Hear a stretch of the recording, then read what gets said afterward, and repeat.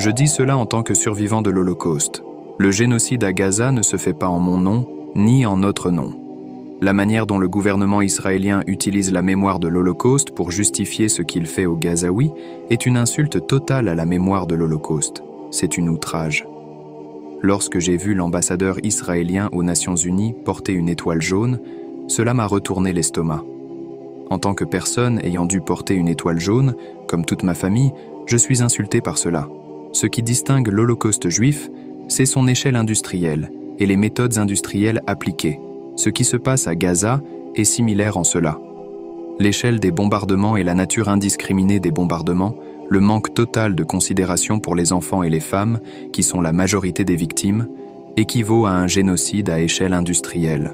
La déshumanisation des Palestiniens, décrite presque comme des animaux par certains dirigeants, permet à la population israélienne de tolérer ce qui se passe.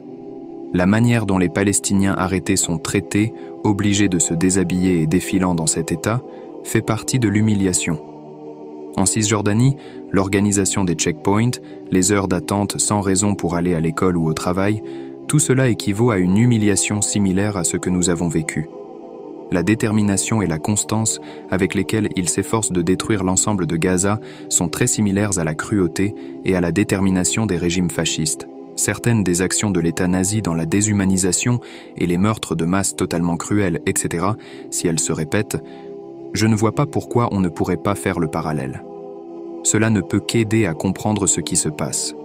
Il ne devrait pas y avoir de tabou à ce sujet. Ce qui me fait particulièrement mal, c'est de voir les enfants, car je me souviens qu'après la guerre, nous jouions dans les ruines comme ils le font maintenant, mais en particulier leur perte. Perdre soudainement des parents et des frères et sœurs, vous savez, il y avait un garçon dans le même foyer de secours où j'étais. Il voyageait en tramway avec ses parents.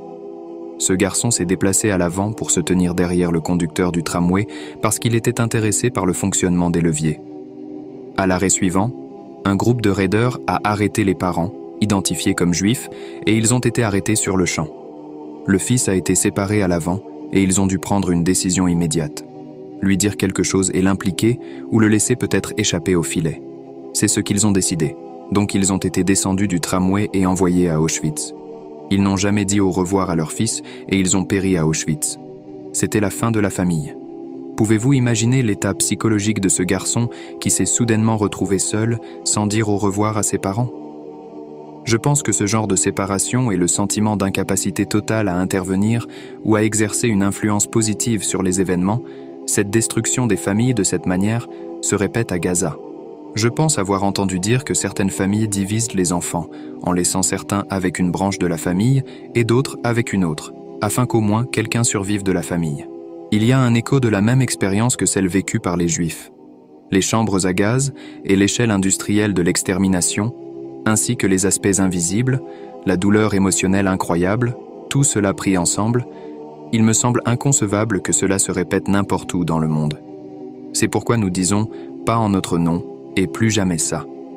C'est pourquoi j'ai été totalement choqué, en particulier par ceux qui ont vécu la même chose eux-mêmes, de voir cela se répéter sur un autre peuple. Je prends un exemple extrême. Une de mes cousines, décédée il y a quelques années, une jeune fille, emmenée à Auschwitz depuis la Transylvanie. Parce qu'elle était jeune et forte, elle a été mise au travail dans un entrepôt de tri des vêtements, et un jour, elle a trié les vêtements de ses parents, ce qui signifiait qu'ils avaient déjà été emmenés à la chambre à gaz. Il est difficile de comprendre l'expérience émotionnelle d'être dans cette situation, et pourtant, elle est revenue en Israël. D'abord en Roumanie puis en Israël, et elle était aussi raciste que les autres contre les Palestiniens. Comment cela est-il possible ? C'est au-delà de la compréhension. Je pense que cela est dû à la propagande extrême et à la déshumanisation. Le sionisme a été un développement très malheureux et triste pour le peuple juif. Il a rompu une tradition beaucoup plus ancienne d'être toujours du côté des opprimés, pas des oppresseurs. La nature charitable du judaïsme et l'humanité qu'il prône se sont transformées en une sorte d'exceptionnalisme et de nationalisme. Tout est pour les juifs, pas une seule paix pour les autres, seulement pour nous. En termes pratiques, le projet impossible de prendre le pays d'un autre peuple a conduit à tous les troubles qui ont suivi. Je suis d'accord avec mon cousin décédé, très intelligent, qui a dit Si nous prétendons qu'il y a un peuple qui tend à être victime de la discrimination des autres, alors la dernière chose à faire est de les rassembler tous en un seul endroit comme cible. Je pense qu'il avait raison et que les événements actuels le prouvent. Le sionisme a commencé à proclamer que le seul endroit sûr pour les Juifs est en Israël. Et ce que nous voyons aujourd'hui, c'est que le pire, le plus dangereux endroit pour les Juifs, est en Israël. Un certain nombre de membres de ma famille, de Roumanie, ont fini en Israël. Quand je les ai visités, c'était ma première confrontation avec le sionisme. J'ai été complètement choqué de voir comment, malgré leurs expériences pendant l'Holocauste, ils étaient racistes contre les Palestiniens. Et je ne pouvais pas comprendre cela. Je ne peux toujours pas comprendre complètement comment cela a pu se produire, mais c'était le cas. L'atmosphère de racisme prévalait généralement en Israël et j'y étais fermement opposé. Plus tard, j'ai vu la brutalité répétée contre les Palestiniens et c'est devenu de plus en plus horrible. L'attaque très cruelle contre Gaza était l'ultime et l'utilisation du contexte de l'Holocauste comme couverture pour tout cela était simplement insupportable. C'était criminel, je l'ai ressenti ainsi et c'est alors que je suis devenu plus actif dans la protestation. Les manifestations d'aujourd'hui ont un aspect très encourageant. Elles sont si grandes, si persistantes, si mondiales que finalement les dirigeants occidentaux, qui essaient de nier ce qui se passe, seront forcés de faire face à la réalité. Je pense que nous n'en sommes pas loin. Il n'y avait pas de parallèle à cela dans l'expérience de l'Holocauste juif. En fait, il y avait un grand abandon. Il y avait quelques personnes très courageuses qui risquaient tout pour être du bon côté de l'histoire et sauver autant que possible. Mais la majorité des gens étaient trop effrayés et détournèrent le regard. J'ai trouvé cela totalement incompréhensible. Vraiment. Comment on peut faire autre chose que condamner totalement un génocide manifeste ? Quiconque ne le fait pas sera revisité par cette culpabilité. Il est important, lorsque ce jugement viendra, d'être du bon côté de l'histoire, de ne pas avoir été inactif pour des raisons de confort ou d'avancement.